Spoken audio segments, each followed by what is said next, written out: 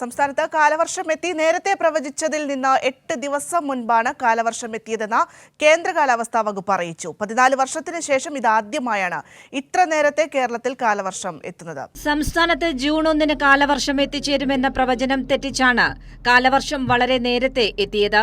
8 ദിവസം മുൻപാണ് തെക്ക് പടിഞ്ഞാറൻ കാലവർഷം കേരളത്തിലെത്തിയതെന്ന് കേന്ദ്ര കാലാവസ്ഥാ വകുപ്പ് അറിയിച്ചു.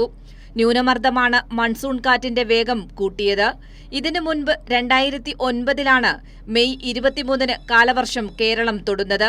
14 വർഷത്തിനിടെ 5 തവണ മാത്രമാണ് മെയ് മാസത്തിൽ കാലവർഷത്തിന്റെ വരവ് കേരളം അറിയുന്നതും. കഴിഞ്ഞ ഒരാഴ്ചയായി കാലവർഷത്തിന്റെ വരവറിയിച്ചുകൊണ്ടുള്ള മഴയും സംസ്ഥാന വ്യാപകമായി ലഭിച്ചിരുന്നു.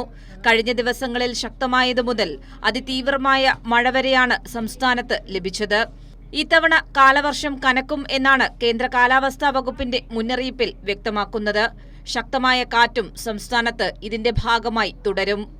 കൈരളി ന്യൂസ്, തിരുവനന്തപുരം.